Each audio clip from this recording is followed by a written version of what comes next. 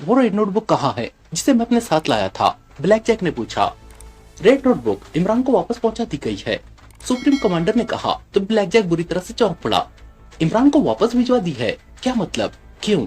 Black Jack ने बुरी तरह से चीखते हुए कहा। जिस रेड नोटबुक के हुसूल के लिए उसने मौत से टक्कर ली थी वो वापस इमरान को पहुंचा दी गई थी। ये सुनकर वाकई ब्लैक जैक को जबरदस्त धचका लगा था। ये जरूरी था ब्लैक जैक, हमें इमरान को भी यकीन दिलाना था कि तुम वाकई हलाक हो चुके हो, सुप्रीम कमांडर ने कहा। तो ब्लैक जैक एक बार फिर चौंक पड़ा। इमरान को यकीन दिलाना था? मैं समझा नहीं, ब्लैक जैक ने हैरत भरे लहजे में कहा। इमरान को अगर मालूम हो जाता कि तुम जिंदा हो और रेड नोटबुक तुम्हारे पास है तो वो तुम्हारी तलाश में जमीन आसमान एक कर देता और तुम तक पहुंच जाता। फिर वो तुमसे रेड नोटबुक भी हासिल कर लेता और तुम्हें भी हलाक कर देता। और हम तुम्हें बता चुके हैं कि हम तुम्हें खोना नहीं चाहते थे, इसलिए हमने डबल प्लान बनाया था। तुम जैसे ही रेड नोटबुक लेकर यहाँ आए थे, हमने रेड नोटबुक और तुम्हारी स्पेशल वॉच जिससे तुम गायब हुए थे, अपने एक आदमी को अपनी सुपर मूविंग मशीन से तुम्हारे हेडक्वार्टर में मौजूद शीशे के सुतून में पहुंचा दिया था, जिसके वहां पहुंचते ही टुकड़े हो गए थे। जब इमरान और उसके साथी तुम्हारे हेडक्वार्टर में पहुंचे उस वक्त तक हमारा आदमी वहां पहुंच चुका था। शीशे के सुतून से इंसानी गोश्त के टुकड़ों के साथ तुम्हारी स्पेशल वॉच और रेड नोटबुक इमरान और उसके साथियों को मिल गई थी कि तुम वाकई हलाक हो गए हो। हमें उस रेड नोटबुक और उसमें तहरीर आईबी फार्मूले से कोई सरोकार नहीं था। ऐसे मामूली फार्मूले हमारे लिए कोई मायने नहीं रखते। हमें ब्लैक जैक चाहिए था जो यहाँ मौजूद है, सुप्रीम कमांडर ने कहा। तो ब्लैक जैक ने एक बार फिर होंठ बीच लिए। लाश के टुकड़े देखकर इमरान जैसे ज़हीन इंसान को क्या ये नहीं पता चला होगा कि वो मेरी नहीं किसी और की लाश के टुकड़े है? ब्लैक जैक ने कहा। नहीं, हमने यहाँ से जिस आदमी को भेजा था उस पर तुम्हारा फुल और जदीद मेकअप किया गया था जिसे इमरान फौरन नहीं पहचान सकता था। इसके अलावा हमने उस आदमी को एक ऐसा जहरीला इंजेक्शन लगा दिया था जिसकी वजह से हलाक होने के आधे घंटे के बाद उसके टुकड़े गलना सड़ना शुरू हो गए थे। वो मलगूबे का ढेर बन गया था और फिर उस जहर की वजह से उसका जिस्म मोम की तरह पिघल गया था। फिर वो वहाँ से भाप बनकर गायब हो गया। अब इमरान को ये कभी नहीं मालूम हो सकेगा कि असली ब्लैक जैक हलाक हुआ है या नहीं, सुप्रीम कमांडर ने कहा। क्या अब मैं तुम्हारा कैदी हूँ? ब्लैक जैक ने सर झटक कर कहा। हाँ, फिलहाल तुम हमारी कैद में ही हो, सुप्रीम कमांडर ने बरमला कहा। लेकिन क्यों? ब्लैक जैक ने कहा। देखो ब्लैक जैक, एक तो हमने तुम्हारी जान बचाई है, दूसरे सुपर मूविंग मशीन ने तुम्हें निहायत दूर से यहाँ खींचा था जिसकी वजह से तुम्हारे आसाबी और दिमागी निजाम में कुछ खलल वाक़ हो गया था। इसके अलावा तुम इमरान की ट्रांस में भी रह चुके थे, इसलिए तुम्हें मुसलसल बेहोश रखना पड़ गया था। तुम्हारे जिस्म की बाकायदा स्कैनिंग की गई थी और तुम्हारे तमाम निजाम को परफेक्ट करने के लिए हमने सुपर रेजर्स का इस्तेमाल भी किया था। अब तुम मुकम्मल तौर पर फिट हो। हम चाहे तो तुम्हें आजाद कर सकते हैं और वापस तुम्हें एक्रीमिया पहुंचा सकते हैं, मगर अब हम ऐसा नहीं करेंगे। अब तुम्हें जीरो लैंड का वफादार बनकर रहना पड़ेगा। तुम्हारा हर काम जीरो लैंड और उसके मफाद के लिए होगा। पूरी दुनिया के लिए तुम हलाक हो चुके हो। अब हम तुम्हें नया ब्लैक जैक बनाएंगे। अब जिस ब्लैक जैक की वापसी होगी वो जीरो लैंड का टॉप एजेंट होगा और उसकी सलाहियतें पहले ब्लैक जैक से कहीं ज्यादा होंगी। अब मैदान में उतरने वाला ब्लैक जैक इंतहाई फाल और पावरफुल होगा जिसका मुकाबला करने वाला इस दुनिया में कोई नहीं होगा। हमारे साइंसदान तुम्हारे जिस्म और तुम्हारे दिमाग पर काम करेंगे। तुम्हारे जहन में जीरो लैंड की वफादारी के साथ साथ तुम्हारे अंदर नई और हैरत अंगेज सलाहियतें पैदा की जाएगी जो तुम्हें दुनिया का एक मुनफरिद और अनोखा इंसान बना देंगी। हम एक ऐसा इंसान तख्लीक करने पर काम कर रहे हैं जो हर तरह से मुकम्मल और दुनिया के तमाम इंसानों से मुनफरिद और अलग मकाम रखता हो। इसके लिए हमें तुम जैसे ज़हीन और बासलाहियत इंसान की जरूरत थी। तुम्हें हम दुनिया का नया अजूबा बना देंगे। तुम्हें हम ऐसा इंसान बनाएंगे जिसका मुकाबला कोई नहीं कर सकेगा, न जहानत में, न तेज तर्रारी में और न ही किसी और मामले में। यहाँ तक कि तुम्हारे साथ 10 ब 10 फाइटिंग में भी तुम्हें कोई शिकस्त नहीं दे सकेगा, सुप्रीम कमांडर ने मुसलसल बोलते हुए कहा। नहीं, तुम मेरे साथ ऐसा नहीं कर सकते। तुम मेरी आजादी सलब नहीं कर सकते, ब्लैक जैक ने कहा। इससे तुम्हारी आजादी सलब नहीं होगी ब्लैक जैक। तुम हर तरह से आजाद होगे। तुम्हारे लिए एक अलग जगह, एक सब हेडक्वार्टर बनाया जा रहा है जो तुम्हारे मिजाज के ऐन मुताबिक होगा। वहाँ तुम आजादी से रहना, कोई तुम्हें कुछ नहीं कहेगा। जब जीरो लैंड को तुम्हारी जरूरत होगी तो जीरो लैंड खुद तुमसे अपने मतलब का काम ले लेगा, सुप्रीम कमांडर ने कहा। ये तुम बहुत गलत कर रहे हो सुप्रीम कमांडर, बहुत गलत, ब्लैक जैक ने चीखते हुए कहा। गलत क्या है और सही क्या है ये सुप्रीम कमांडर अच्छी तरह जानता है। अब तुम सो जाओ ब्लैक जैक। अब तुम्हारी जिंदगी का जो नया सूरज तुलू होगा उसमें एक नया ब्लैक जैक बेदार होगा जो हर तरह से मुकम्मल और नाकाबिल शिकस्त होगा, सुप्रीम कमांडर ने कहा। इससे पहले कि ब्लैक जैक कुछ कहता उसी लम्हे छत से जर्द रंग की तेज रोशनी की फवार से निकलकर उस पर पड़ी और ब्लैक जैक को यूं महसूस हुआ जैसे उसके जिस्म से जान निकल रही हो। उसके जिस्म को जोरदार झटका लगा और फिर उसके जहन पर एक बार फिर अंधेरा सा फैलता चला गया। जैकर ने हैरत भरी नजरों से ब्लैक पैंथर और उसके साथ आए हुए नौजवान को देखा और बेख्तियार सर खुजाने लगा। तुम इतनी जल्दी वापस आ गए ब्लैक पैंथर, और ये कौन है? जैकर ने हैरत भरे लहजे में कहा। ये मेरा दोस्त हाशिम दादा है। कैप्टन हमजा ने जैकर को इमरान का एक फर्जी नाम बताते हुए कहा। ब्लैक पैंथर ने ड्रीमलैंड क्लब में पहुंचकर जैकर को पैगाम दिया था कि वो उससे फौरी मिलना चाहता है, जिस पर जैकर ने उसे अपने ऑफिस में बुला लिया था। इमरान को उसके साथ जाने से किसी ने नहीं रोका था। हाशिम दादा, मगर तुम इसे साथ क्यों लाए हो? जैकर ने कहा। जिस काम के लिए तुमने मुझे बुलाया था वो काम ये कर सकता है, कैप्टन हमजा ने कहा। तो उसकी बात सुनकर जैकर चौंक पड़ा। ओ रुको, एक मिनट रुको, जैकर ने जल्दी से कहा। उसने मेज के नीचे मौजूद बटन प्रेस करके दरवाजे को ऑटोमेटिक लॉक किया और साथ ही कमरे को साउंड प्रूफ कर दिया। अब बैठो और बताओ तुम क्या कह रहे थे? जैकर ने कहा। तो इमरान और कैप्टन हमजा उसके सामने कुर्सियों पर बैठ गए। जिस इमारत के बारे में तुम मालूम करना चाहते हो इसका मुझे पता है, इमरान ने कहा। तो जैकर और ज्यादा चौंक पड़ा। क्या मतलब? कौन सी इमारत? ब्लैक पैंथर, ये क्या कह रहा है? जैकर ने कैप्टन हमजा से मुखातिब होकर कहा। जैकर इमरान की जानिब शक भरी नजरों से देख रहा था। बेफिक्र रहो जैकर, ये भरोसे का आदमी है और मेरा गहरा दोस्त है। मैंने इससे इमारत का जिक्र किया था और इसे इमारत के बारे में तफसील बताई तो इसने कहा कि वो इस इमारत के बारे में जानता है। कैप्टन हमजा ने जल्दी से कहा। क्या जानते हो तुम इस इमारत के बारे में और वो कहाँ है? जैकर ने मुतमईन होते हुए कहा। शायद वो ब्लैक पैंथर पर जरूरत से ज्यादा एतमाद करता था। ब्लैक पैंथर कह रहा था कि तुम्हारे पास पुराने मॉडल की बनी हुई एक जदीद इमारत की तस्वीर है, मुझे वो तस्वीर दिखाओ। एक ऐसी ही इमारत के बारे में मैं जानता हूँ जो देखने में कदीम मिस्री किले नुमा मालूम होती है, मगर उसे निहायत जदीद और खूबसूरत अंदाज में बनाया गया है जिसकी मिसाल नहीं मिलती। अगर वो तस्वीर उस इमारत की हुई तो मैं तुम्हें उसका पता बता दूंगा, इमरान ने कहा। तो जैकर एक बार फिर इमरान की जानिब शक भरी नजरों से देखने लगा। वो तस्वीर अब मेरे पास नहीं है, जैकर ने कहा। तस्वीर नहीं है? क्या मतलब? अभी कुछ देर पहले तो तुम मुझे वो तस्वीर दिखा रहे थे, कैप्टन हमजा ने चौंक कर कहा। तुम्हारे जाने के फौरन बाद वो पार्टी यहाँ आ गई थी जिसने मुझे तस्वीर दी थी। उस पार्टी ने मुझसे तस्वीर वापस ले ली है और मुआहदा कैंसिल कर दिया है। उन्होंने कहा था कि इमारत को उन्होंने ट्रेस कर लिया है, अब मुझे इस इमारत को तलाश कराने की जरूरत नहीं है। पार्टी ने चूंकि मुझसे एडवांस रकम वापस नहीं मांगी थी इसलिए मैंने तस्वीर उन्हें वापस कर दी। वो तस्वीर लेकर वापस चले गए थे। अब तुम्हें भी उस इमारत को ट्रेस करने की जरूरत नहीं है, फिलहाल तुम जा सकते हो। तुम्हारे मतलब का कोई और काम हुआ तो मैं तुम्हें कॉल कर लूंगा, जैकर ने जकलक रूखे अंदाज में कहा। तो कैप्टन हमजा ने बेख्तियार होंठ बीच लिए जबकि इमरान के फोटो पर मुस्कुराहट आ गई थी। उस पार्टी का नाम क्या है? इमरान ने जैकर की तरफ गौर से देखते हुए कहा। नाम? क्या मतलब? तुम नाम पूछने वाले कौन होते हो? जैकर ने गुस्सीले लहजे में कहा। खुदाई फौजदार, इमरान ने इत्मीनान भरे लहजे में कहा। क्या मतलब? क्या बकवास है ये ब्लैक पैंथर? ये तुम अपने साथ किसे ले आए हो? और मैंने तुमसे कहा था कि मेरे मामलात को सीक्रेट रखा करो। तुमने थर्ड पर्सन को सब कुछ बताकर और यहाँ लाकर अच्छा नहीं किया। इसे लेकर अब तुम यहाँ से चले जाओ और दोबारा किसी काम की मुझसे उम्मीद न रखना, जैकर ने इंतहाई सख्त लहजे में कहा। ब्लैक पैंथर, ये जरूरत से कुछ ज्यादा बोल रहा है, इमरान ने कैप्टन हमजा से कहा। तो कैप्टन हमजा ने यकलक जेब से पिस्टल निकाल लिया और उसका रुख जैकर की तरफ कर दिया। अपने हाथ सर पर रखकर खड़े हो जाओ जैकर, कैप्टन हमजा ने गुर्राते हुए कहा। उसके हाथ में पिस्टल देखकर जैकर का चेहरा यकलक सियाह पड़ गया और उसकी आंखें गुस्से से सुर्ख हो गई थी। ब्लैक पैंथर, तुम जैकर पर गन तान रहे हो? जैकर द ग्रेट पर, जैकर ने गुस्से से लड़ते हुए कहा। उसने तेजी से मेज की दराज की तरफ हाथ बढ़ाया लेकिन उसी लम्हे जैकर हलक के बल चीख उठा। कैप्टन हमजा ने उसके दाएं कंधे पर गोली मार दी थी। अब अगर तुम्हारे मुंह से आवाज निकली तो दूसरी गोली ठीक तुम्हारे सर पर पड़ेगी, जल्दी उठो, कैप्टन हमजा ने सख्त लहजे में कहा। तो जैकर उसे खूनी नजरों से घूरता हुआ उठ खड़ा हुआ। मेज के पीछे से निकलकर इस तरफ आ जाओ, कैप्टन हमजा ने उसी अंदाज में कहा। तो तुम बहुत गलत कर रहे हो ब्लैक पैंथर, ये मत भूलो कि तुम जैकर के सामने खड़े हो। और जैकर ने कुर्राते हुए कहा। शट अप, कैप्टन हमजा ने दहाड़ते हुए कहा। साथ ही उसने फायर किया तो गोली जैकर के कान के करीब से गुजरती चली गई। अब तो जैकर के सचमुच औसान खता हो गए थे। वो मेज के पीछे से निकल आया। सामने सोफे पर बैठ जाओ, कैप्टन हमजा ने दाएं तरफ रखे हुए सोफों की तरफ इशारा करते हुए कहा। तो जैकर सर झटकता हुआ सोफों की तरफ बढ़ा और एक सिंगल सोफे पर बैठ गया।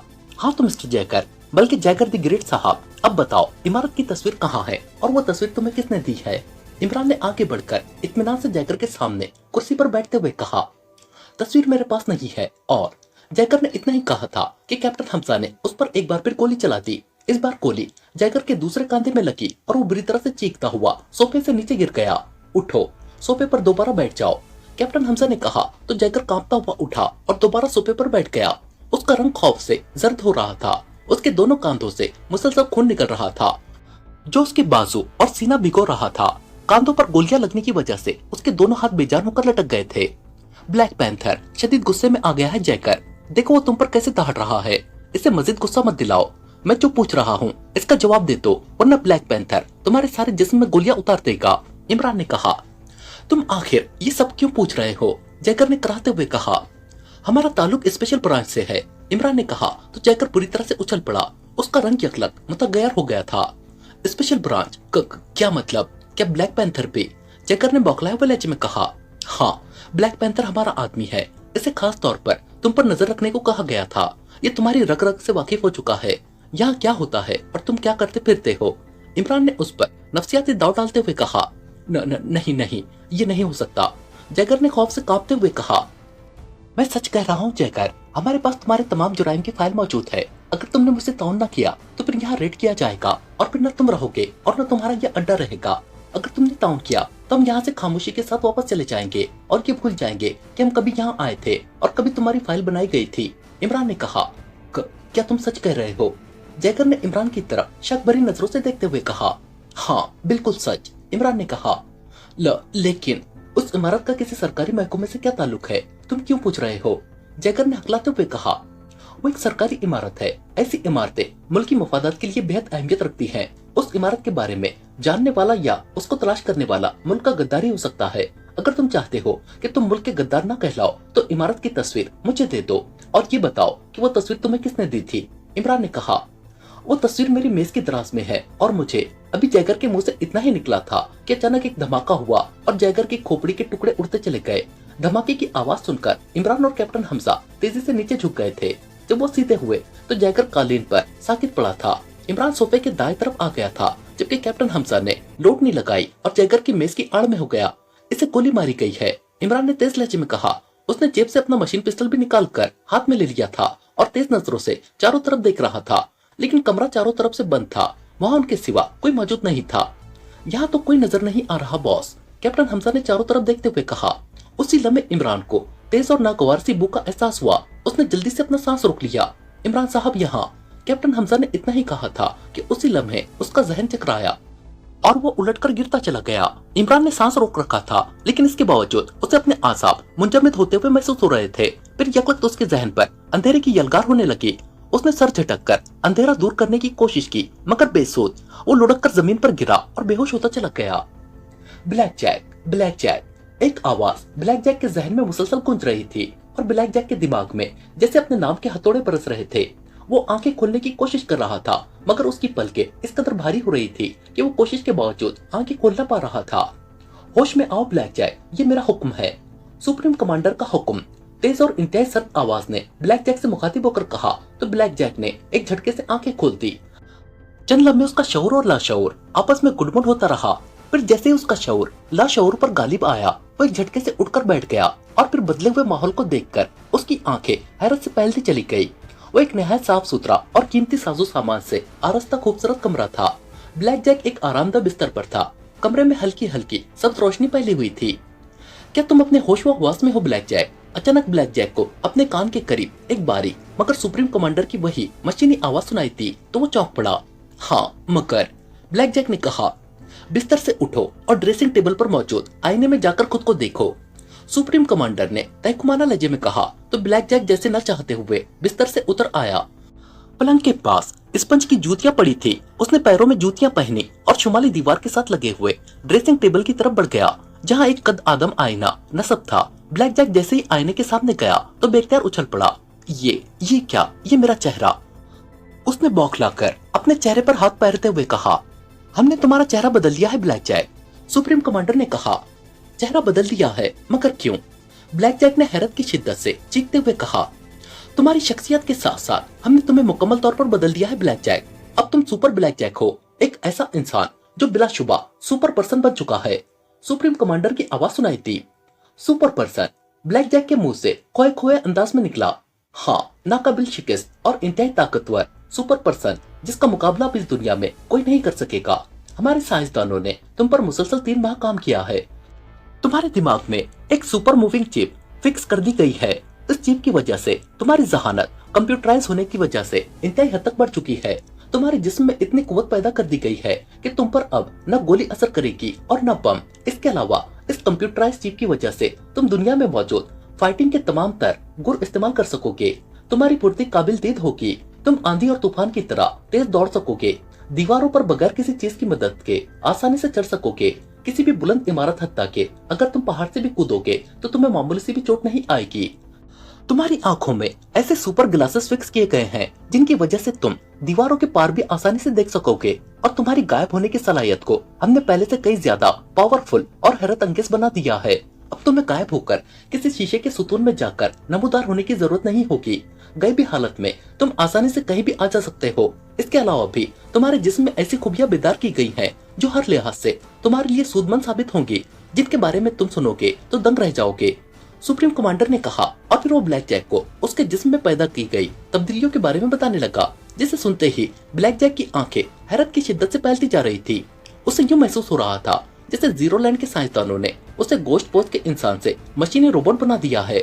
एक ऐसा मशीनी रोबोट जो बज़ाहिर तो इंसान नजर आ रहा था, मगर उसका सारा निजाम मशीनी और कंप्यूटराइज कर दिया गया हो। लेकिन तुमने ये सब क्यों किया है? इमरान के हाथों मेरी जान बचाकर तुमने मुझसे इंसान होने का हक ही छीन लिया है। ये गलत किया है तुमने, बहुत गलत। ब्लैक जैक ने अफसुर्दा लहजे में कहा। क्या सही है और क्या गलत? हमने जो करना था कर लिया। तुम अब जीरोलैंड के वफादार हो। तुम्हारी हर सोच, तुम्हारा हर फैसला और तुम्हारा उठाया हुआ हर कदम जीरोलैंड के मफादात के लिए होगा। ये जो तुम मेरी आवाज सुन रहे हो, ये तुम्हारे कान के नीचे एक माइक्रोफोन से आ रही है जो एक छोटे से तिल की शक्ल में वहाँ फिक्स किया गया है। इसी तरह का एक तिल तुम्हारे होठों के नीचे लगाया गया है जो माइक का काम देगा। इससे तुम मुझे जवाब दे सकोगे। इसके अलावा यहाँ तुम्हारे हर पल की फिल्म तैयार की जाएगी। ये तमाम चीजें इंतहाई लॉन्ग रेंज है। तुम चाहे पाताल में चले जाओ या खलाओं में, हमारी नजरों से छुपना तुम्हारे लिए मुमकिन नहीं होगा। इसके साथ साथ मैं तुम्हें ये भी बता दूं कि तुम्हारे दिल के पास एक ऐसा बम लगा दिया गया है जिसका बटन मेरे कंट्रोल में है, यानी तुम्हारी जिंदगी और मौत मेरे हाथों में है। इस बटन के प्रेस होते ही बम फट जाएगा और इस बम के फटने से क्या होगा ये तुम्हें बताने की जरूरत नहीं रह जाती। सुप्रीम कमांडर ने कहा।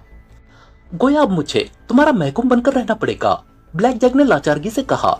हाँ, ऐसा ही समझो, सुप्रीम कमांडर ने बगैर किसी तरद्दुद के कहा तो ब्लैक जैक ने बेख्तियार होंठ भींच लिए। लेकिन क्यों? तुमने ये सारे तजुर्बात मुझ पर ही क्यों किए हैं? अगर तुमने किसी इंसान को कंप्यूटराइज बनाना था तो इसके लिए तुम किसी और का भी तो इंतखाब कर सकते थे, ब्लैक जैक ने कहा। क्योंकि तुम इमरान के क्लास फेलो रह चुके हो और इसके बारे में बहुत कुछ जानते हो। सुप्रीम कमांडर की आवाज आई। इमरान? क्या मतलब? ब्लैक जैक ने चौंक कर कहा। हाँ ब्लैक जैक, तुम्हें हमने सिर्फ इमरान के लिए तैयार किया है, उस इमरान के लिए जो जीरोलैंड के लिए मुस्तकिल खतरा बना हुआ है। हमने पाकिस्तान में अपने बेशुमार सुपर और टॉप एजेंट्स भेजे थे, मगर इमरान के मुकाबले में उन्हें हमेशा नाकामी का मुंह देखना पड़ा था। हमारा कोई मिशन इमरान ने कामयाब नहीं होने दिया। यहाँ तक कि हमारे सुप्रीम एजेंट्स भी इमरान के मामले में जीरो हो चुके हैं। इमरान ने हमारे सुप्रीम कमांडर संघी, थ्रेसिया, कर्नल ब्लैक और लेडी एजेंट शितारा को भी गिरफ्तार करके कहीं कैद कर रखा है। इन सुप्रीम एजेंट्स की जीरोलैंड को बेहद जरूरत है। जब इमरान ने मादाम शितारा जैसी लेडी एजेंट को गिरफ्तार किया तो हम बहुत कुछ सोचने पर मजबूर हो गए। हमने सोचा कि इमरान जैसे माफूकुल फितरत इंसान के मुकाबले पर हमारे पास भी ऐसा माफूकुल फितरत इंसान होना चाहिए जो इमरान से कहीं ज्यादा ज़ेरक, तेज और ताकतवर हो। ऐसा इंसान जिसे न चोट लगती हो और न किसी चोट का एहसास होता हो, जिसे न किसी तरह बेहोश किया जा सके और न हलाक, जिसके सामने फौलादी दीवारें भी कोई माने न रखती हो, और वो ऐसा फाइटर हो जो नाकाबिल शिकस्त हो। वो कंप्यूटराइज जहानत का मालिक हो और वो हर तरह के साइंसी असला से मुसल्ला हो। इसके लिए हमने पहले रोबोट बनाने का सोचा था, मगर रोबोट रोबोट होता है और इंसान इंसान।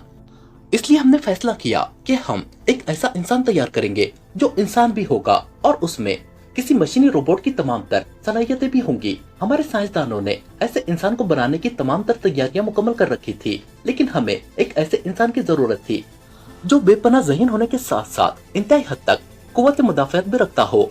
ऐसी तमाम खूबियों का हामिल इमरान ही है। लेकिन जब हमने तुम पर नजर रखना शुरू की तो हमें मालूम हुआ कि तुम में भी बेपनाह जहानत का उनसर मौजूद है और तुम भी इमरान जैसी कई खूबियों के मालिक हो। तुम वाकई इमरान जैसे इंसान के सही मद्दे मुकाबिल साबित हो सकते हो और अब ऐसा ही होगा। इमरान के मुकाबले में तुम बेहद स्ट्रॉन्ग हो चुके हो, बेहद स्ट्रॉन्ग, सुप्रीम कमांडर कहता चला गया। एक इमरान के लिए तुमने मुझे चलती फिरती मशीन बना दिया है। इससे बड़ी मेरे लिए और तकलीफ दे बात क्या हो सकती है? तुम मुझे वैसे ही दोबारा वापस पाकिस्तान भेज देते, मैं तुम्हारे एहसान के बदले इमरान को हलाक करने के लिए एड़ी चोटी का जोर लगा देता। ब्लैक जैक ने करब भरे अंदाज में कहा, इमरान के साथ तुम टकरा चुके हो ब्लैक जैक, फिर भी ऐसी बात कर रहे हो। सुप्रीम कमांडर ने कहा, मैं पाकिस्तान अपना मिशन मुकम्मल करने गया था। अगर मुझे मालूम होता कि वहाँ वही इमरान मौजूद है जिससे मैं नफरत करता हूँ, तो मैं उसका भरपूर इंतजाम करके जाता। मेरा प्रोग्राम भी यही था कि मिशन मुकम्मल करने के बाद मैं एक बार फिर इमरान से टकराऊंगा और उस वक्त तक चैन न लूंगा जब तक मैं उसका खात्मा न कर दूं। ब्लैक जैक ने कहा, ये तुम्हारी गलतफहमी है ब्लैक जैक। तुम इमरान से सैकड़ों बार भी टकरा जाते, मगर उसके मुकाबले में तुम्हें हर बार शिकस्त का ही सामना करना पड़ता। हम इमरान को बरसों से जानते हैं। हमारी सोच का मंबा भी यही था कि आखिर इमरान जैसे इंसान को कैसे शिकस्त दी जाए। आखिर यही फैसला किया गया कि हमारे पास इमरान के बारे में जो मालूमात है उसके तहत कोई ऐसा इंसान तख्लीक किया जाए जो उससे कहीं बढ़कर हो। सुप्रीम कमांडर ने कहा, तुम्हारी सारी बातें मेरी समझ में आ गई हैं, मगर एक बात समझ नहीं आ रही। क्या तुम उसकी वजाहत करोगे? ब्लैक जैक ने कहा, कौन सी बात? पूछो। अगर वजाहत तलब हुई तो जरूर जवाब दूंगा। सुप्रीम कमांडर ने कहा, मेरे जिस्म में साइंसी तब्दीलियों के साथ साथ तुमने मेरा चेहरा क्यों बदला है? ब्लैक जैक ने पूछा। ओह हाँ, ये अहम बात तो मैं तुम्हें बताना ही भूल गया था। बहरहाल सुनो, हमारे साइंसदानों ने तुम्हारे जिस्मानी खुलियों के साथ साथ तुम्हारे खून में भी ऐसे हेमोग्लोबिन पैदा कर दिए हैं जो अपनी शक्ल बदलते रहते हैं। इन हेमोग्लोबिन का असर तुम्हारी सकन पर भी होगा। इस तब्दीली की वजह से तुम किसी भी इंसानी शक्ल को इख्तियार कर सकते हो। सुप्रीम कमांडर ने कहा तो ब्लैक जैक बुरी तरह से चौंक पड़ा। मैं समझा नहीं। ब्लैक जैक ने हैरत भरे लहजे में कहा,